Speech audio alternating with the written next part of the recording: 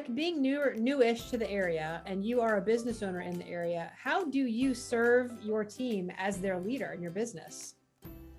So this whole thing about servant leadership is intriguing, and I hope all the young people are, trying to wrap their mind around it. I didn't think much about it when I was younger.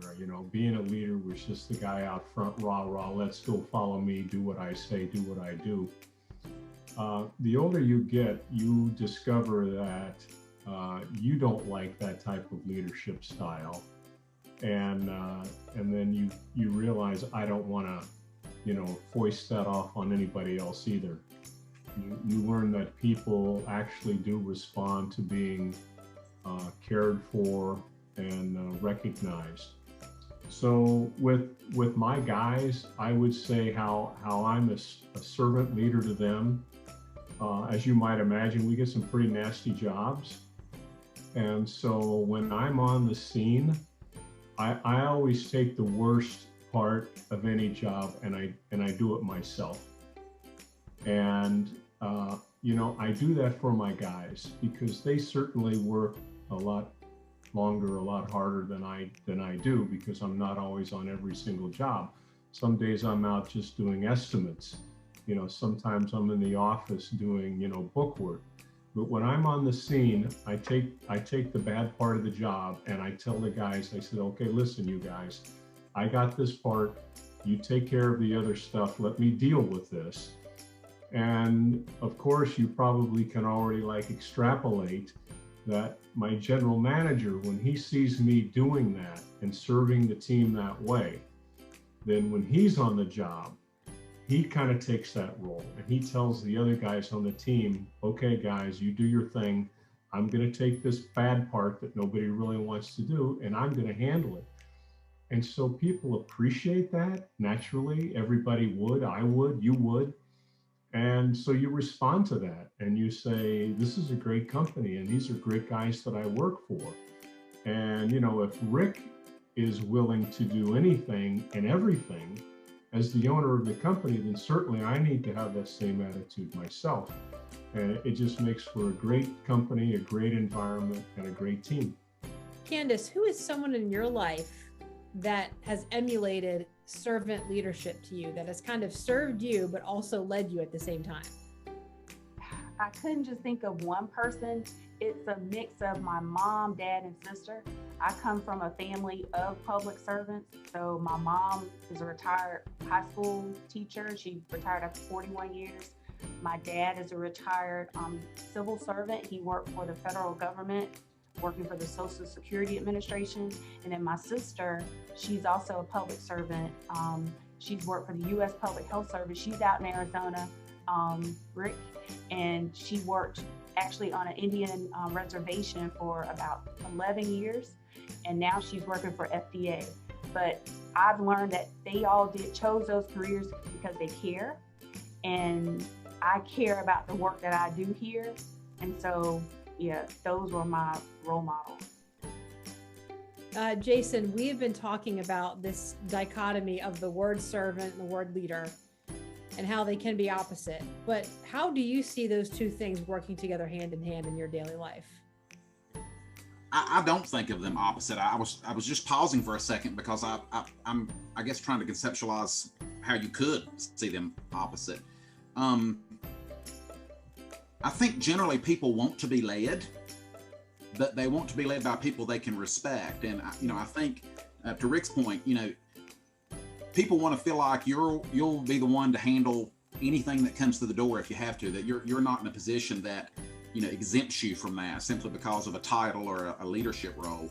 I remember in the pre-COVID days, I can't wait for those to come back, by the way, that, we were preparing for our annual forum that we only got to do one of, but I thought it was pretty good. But I remember the night before, being there and going to every single place setting and putting out swag and making sure everything was laid the right way and everything else. And, I was like, I could have had 4 other people do this, but I got to, just sort of get settled with the room, get comfortable with it.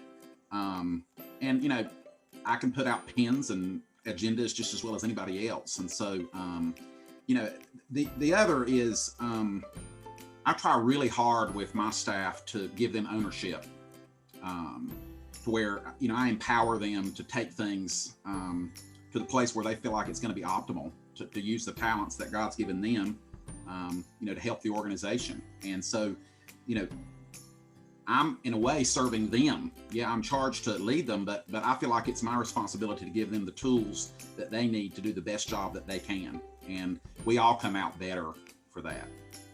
Rick, what is one piece of advice you would give to high school Rick? You know, that was a really good question. But Candace and Jason, you're going to answer this too, so get ready. You're on deck. Yeah, I mean, we don't have enough time, but the one thing that I kind of came on was trying to think back to high school days. I was not present very often. And by that, I mean, let's use this for example right here. If back then there were Zoom meetings and business owners, you know, I might be sitting at my terminal and my mind would be somewhere else. Or I might have my phone in my lap trying not to get caught. I mean, I was that student, I was.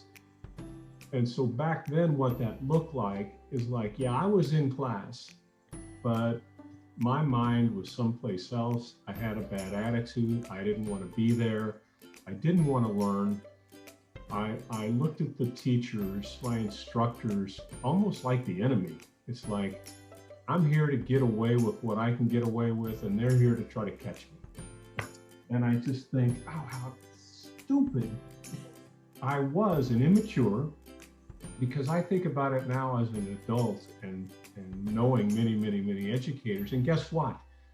They're there, they chose that profession because they want to teach. They want to help. They want to inspire. And I never took advantage of it. I never took advantage of it. Other kids did, and they excelled. But I was the kid that I was too clever, too cute, too popular, too whatever. And I missed it. I missed all those opportunities. So I would say, Rick, when you're in high school, let that teacher know you're there to learn. Let that teacher know you are so glad that they're there to give me their wisdom, their advice, their instruction to help me out for the rest of my life. That's what I would tell them. Jason, how would you answer that same question? What would you tell high school Jason? I'm going to look at Candace and you when I answer this question to see how you react. I would say slow down. You know, everybody will tell you I have a lot of energy, always have, probably always will. Grateful for that, actually. I get a lot done.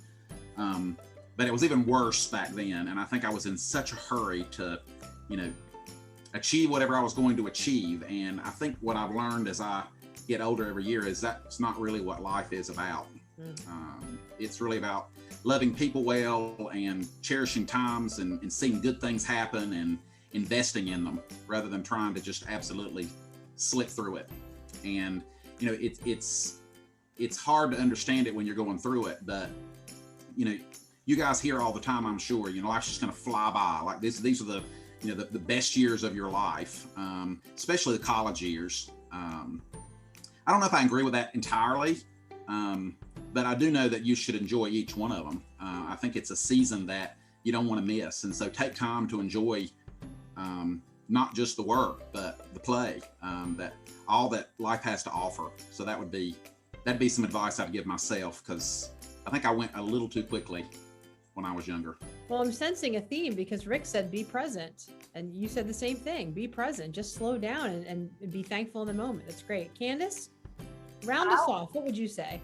I would say group projects are important. So when I was in high school, I dreaded group projects because by nature, I'm a worker bee, and I was always seemingly left with the bulk of the work. Yes.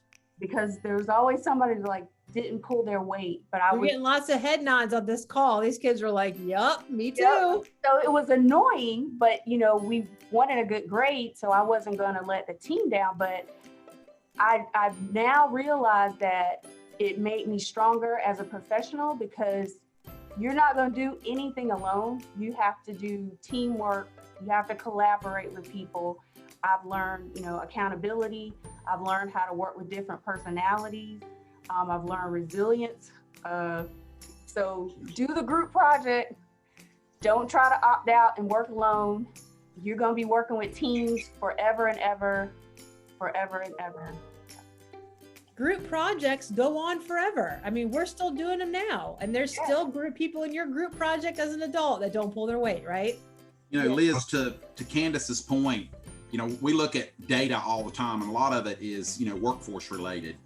And, you know, the biggest need is not hard skills. It's not, you know, the ability to do, you know, welding or the ability to do computer programming. It's the ability to collaborate and communicate well and be resilient and overcome obstacles and manage teams. Those are what we call soft skills. And that's precisely what Candace is talking about. And so we live in this world, I say this all the time, we live in this world where we, you know, have never been more connected, yet disconnected. And, you know, we'd rather spend time doing this than we would actually interacting with people. Which is why COVID's been so hard for me, because I'm kind of the opposite way.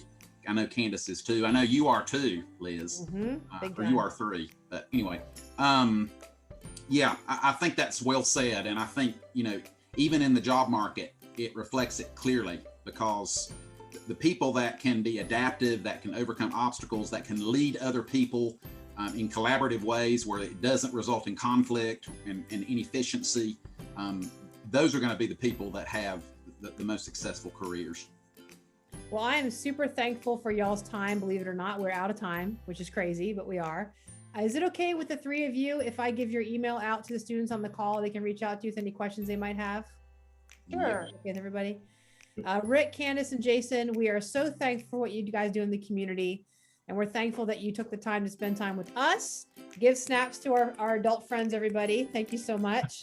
Y'all are welcome to hang out in the call if you want, but your portion is finished. So thank you for joining us. We'll talk to you soon, okay? Thank you for having us, Liz. For having me. Absolutely.